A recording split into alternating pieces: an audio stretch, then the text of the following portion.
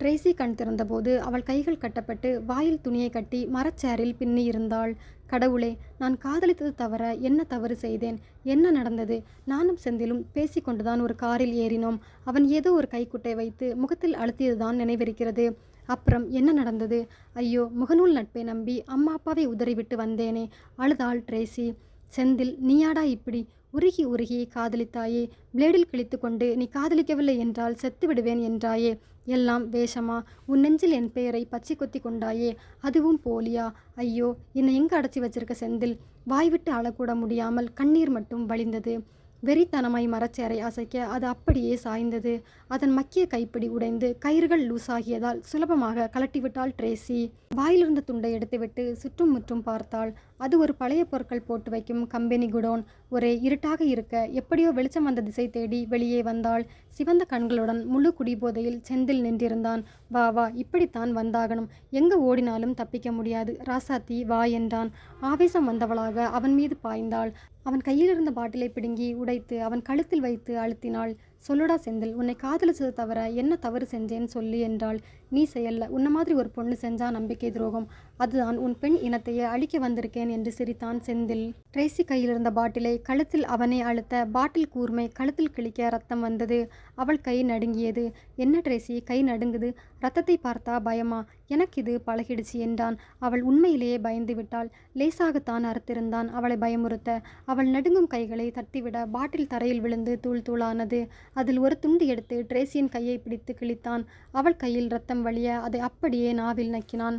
யப்பா, சாரை போதையை விட சரக்கு போதையை விட உன் ரத்தம் அதிகம் போதை ஏறுதடி என்றவன் அவள் உதடுகளை கவ்வினான். அவனை விளக்க முயன்று தோற்றாள். ஏன் உருகி உருகி காதலிச்ச? சரியா 24 மணி நேரம் கூட ஆகலை என் கூட ஓடி வந்து. அதுக்குள்ளே என்ன பிடிக்கலையா என்றான் செந்தில். இப்படி சரக்கடிச்ச வாயால் முத்தம் கொடுத்தா வாந்தி தாண்டா வரும், காதலா வரும். ஏண்டா நீ குடிப்பேன்னு சொல்லலை? நல்லவன் மாதிரி நடிச்ச. காரில் வரும்போது எதுக்கு மயக்க கரிசி வச்சு மயக்கி இங்கே வந்து கட்டி வச்ச? சொல்லுடா என்றாள். சரி சொல்கிறேன், ஒன்று ஒன்றா சொல்கிறேன். அதுக்கு முதல்ல நீ எனக்கு பொண்டாட்டியா ஆகு, அப்புறம் நான் சொல்கிறேன் என்றான் செந்தில். அதான் மஞ்சத்தாலி கோயிலில் வச்சு கட்டினியே, அப்புறம் என்னடா உனக்கு என்றாள் ட்ரேசி. அது உனக்கு நம்பிக்கை வரதுக்காக. எனக்கு நீ வேணும், எனக்கு நம்பிக்கை வரதுக்காக என்றவன் பார்வையை பார்க்கவே அருவருப்பாக இருந்தது. செய், இதுவா காதல்? இந்த கர்மத்திற்காகவா அம்மா அப்பாவை ஏமாற்றி விட்டு வந்தேன்? இவன் எங்கே அடைச்சி வச்சிருக்கான்னு தெரியல, எந்த ஊருன்னு புரியல. எப்படியாவது தப்பிக்கணும் யோசித்தாள் ட்ரேசி. என்னடி தப்பிச்சு ஓட திட்டமா என்றவன் அவள் கன்னத்தில் ஓங்கி அறைய சுருண்டு விழுந்தாள். இவனிடம் சாமர்த்தியமாகத்தான் பேச வேண்டும், வேறு வழியில்லை என்று அமைதியாக சுற்றுமுற்றும் பார்த்தாள். ஒரு பெரிய கடப்பாறை இருந்தது. எடுத்து மண்டையில் போட்டு ஓடிடலாமா என்று நினைக்க அவன் சட்டை பொத்தானை கலட்டிவிட்டு அந்த சட்டையை எடுத்து அவளை இழுத்து இரு கைகளையும் பின்புறமாக கட்டினான் செந்தில். செந்தில், டே, என்னை பார்த்தா பாவமா இல்லையாடா என்று அழுதாள் ட்ரேசி. அவள் கண்ணில் மரண பயம் இருந்தது. பாவமாத்தான் இருக்கு. சரி, வேணும்னா வலிக்காம கொல்லட்டுமா? ஓகேவா என்றான். நான் யார்கிட்டையும் சொல்ல மாட்டேன், என் அம்மா அப்பா கிட்டேயே போயிடுறேன், விட்டுடு செந்தில் என்றாள் கண்ணீர் மல்க. இருக்கிறதுலையே டேஞ்சர் இந்த பெண்கள் கண்ணீர் தான். அதை பார்த்து உன்னை விட்டேன்னு வச்சுக்க, நாளைக்கு நான் தான் போலீஸில் அடி வாங்கணும், நீ சாகணும்டி இப்போவே என்றான் செந்தில் கொலைவெறி அவன் கண்களில். கவிதையெல்லாம் எழுதினியே, அதெல்லாம் பொய்யாடா? பச்சை குத்தின, பிளேடில் கிடிச்சுக்கிட்ட, அதெல்லாம் பார்த்துதான் நான் காதல் உண்மையை நம்பி வந்தேன் என்று அழுதாள் ட்ரேசி. கவிதை புக்கில் நெட்டில் சுட்டதடி, அது எல்லாம் கையார்த்த ஃபோட்டோ போட்டது கூட நெட்டில் இருந்து எடுத்த படம் தான். பச்சையா? அது வெறும் ஸ்டிக்கர்டி. இப்படி பச்சை புள்ளியா இருக்கியே என்று சிரித்தான் செந்தில். சரி விடு, பழைய வாழ்க்கை போகட்டும், நாம சேர்ந்து வாழலாம் செந்தில். நீ பண்ணது எல்லாம் மறந்துடுறேன், வா நாம ஒருத்தர் மேல் ஒருத்தர் அன்பா வாழலாம் செந்தில் என்றாள் ட்ரேசி. நிஜமாவா? இதை நான் நம்பணும். சரி, என்ன எவ்வளோ நாள் தெரியும் உனக்கு? 6 மாதமா இல்லை 7 மாதமா? 20 வருஷம் வளர்த்த அப்பா அம்மாவை ஓடிவிட்டு வந்த நீ நாளைக்கு என்னை விட ஒருத்தன் உன்னை வர்ணிச்சா அவன் கூட ஓட மாட்டேன்னு என்ன நிச்சயம் டி என்றான் செந்தில். இது காதல். நீ உண்மையான காதலை பார்க்கல, அதான் உனக்கு தெரியல. விடு, நான் உனக்கு துரோகம் செய்ய மாட்டேன், என்னை நம்பு. உன் காலடியிலேயே இருக்கிறேன் செந்தில், ப்ளீஸ் டா என்றாள் ட்ரேசி. அங்கிருந்த கடப்பாரை எடுத்து வந்து அவள் கால் மேல் ஓங்கி அடித்தான். படிதாண்டி வந்த காலை உடைக்கிறேன்டி முதல்ல, என்று அலறினாள் ட்ரேசி. ஐயோ பாவிடை லூசு, ஏண்டா இப்படி அடிச்ச என்று அழுதாள் ட்ரேசி. அப்போதான் நீ தப்பிச்சு ஓட முடியாது என்று செந்தில் அடுத்த பாட்டில் சரக்கை முழுவதும் குடித்தான். சி, மனுஷனாடா நீ என்று காலை பிடித்து கொண்டு அழுதாள் ட்ரேசி. அவள் பேக்கை எடுத்து அதிலிருந்த செல்போனை லாக் எடுக்க பார்க்க அது ஓப்பன் ஆகவில்லை. இது வேறையா? பாஸ்வேர்ட் சொல்லு என்றான் செந்தில். டா மாதிரி போடு என்றாள். ஏன் நீ லூஸ் ஆச்சே, அதான் டா பாஸ்வேர்ட் வச்சிருக்கியா என்றான் செந்தில். அவள் ஃபேஸ்புக் பக்கம் போனான். 666 ஃப்ரெண்ட்ஸ். 21 வயசில் இவ்வளவு ஃப்ரெண்டா? அது என்னடி பேய் நம்பர் மாதிரி 666 ஃப்ரெண்டு? இதில் பாய் ஃப்ரெண்ட் எவ்வளவு?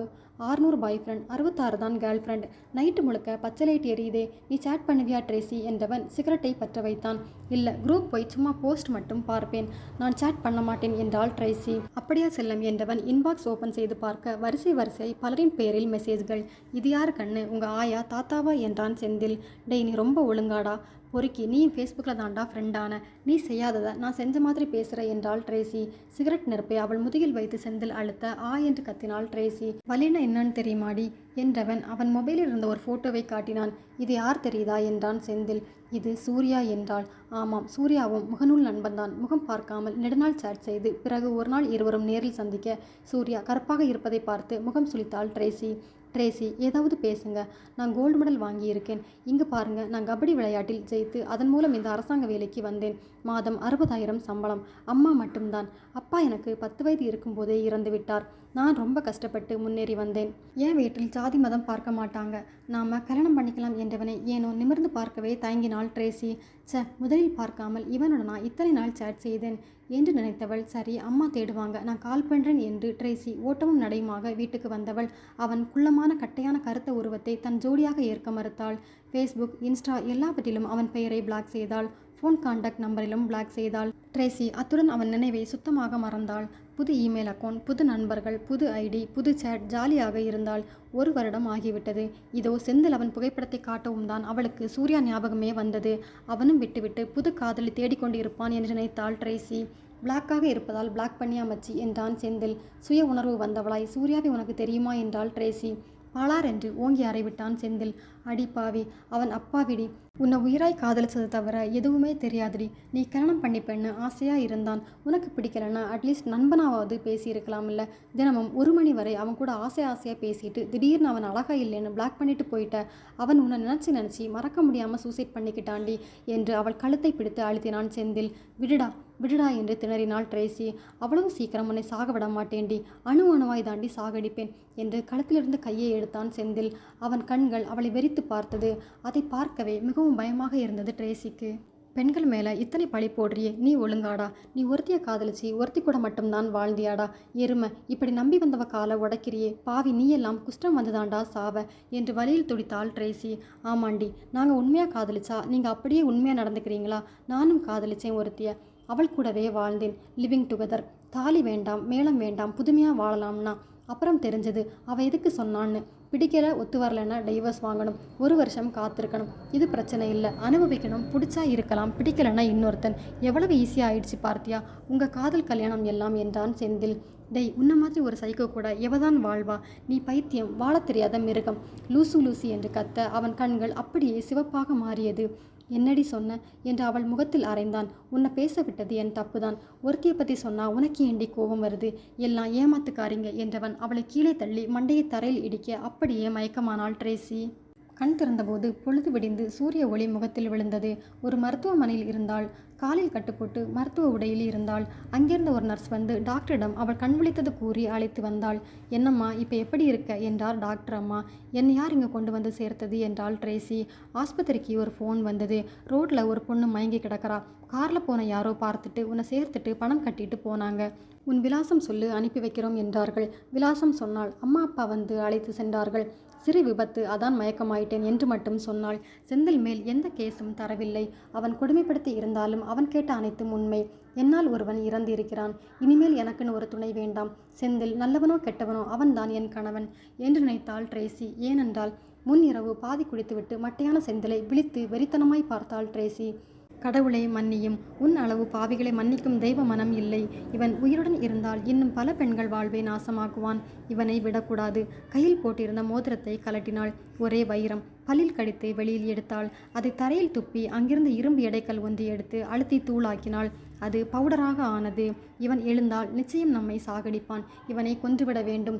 அவன் குடித்த பாதி சரக்கு போக மீதி பாட்டிலில் அந்த வைரத்தூளை வலித்து போட்டாள் ட்ரேசி.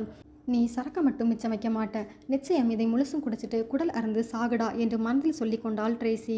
அப்படியே உறங்கி போனாள். கண் விழித்த செந்தில் மீதமிருந்த வைரத்தூள் கலந்த சரக்கு முழுவதும் குடித்தான். பிறகு மயக்கமாக இருந்த ட்ரேசியை ஒரு காரில் வைத்துக்கொண்டு மருத்துவமனைக்கு கொஞ்சம் தொலைவில் ரோட்டோரத்தில் அவளை தூக்கி படுக்க வைத்துவிட்டு, குட் பை ட்ரேசி, உனக்கு மனவலியை தரணும் தான் இப்படி செய்தேன், மற்றபடி நான் உன்னை கொல்ல மாட்டேன் என்றவன் காரை எடுத்து சென்று விட்டான். அவன் குடல் எரிந்தது. மூக்கு வாய் வழியே ரத்தம் தெறித்தது. செந்தில் ஓட்டிக் கொண்டிருந்த கார் லாரியில் மோதி சாய்ந்தது. மறுநாள் மருத்துவமனையில் ட்ரேசியை யாரோ வழியில் போகும் ஒருவர் மருத்துவமனையில் சேர்க்க இன்று அம்மா அப்பாவுடன் வாழ்கிறாள். காலம் குணமாகிவிட்டது. செந்தில் குடித்துவிட்டு வண்டி ஓட்டி அதனால் விபத்து ஆகி இறந்ததாக பேப்பரில் வந்தது. உங்களுக்கு இந்த வீடியோ பிடிச்சிருக்குன்னா லைக் பண்ணுங்கள், ஷேர் பண்ணுங்கள், சப்ஸ்கிரைப் பண்ணுங்கள் ஃப்ரெண்ட்ஸ். தேங்க்யூ.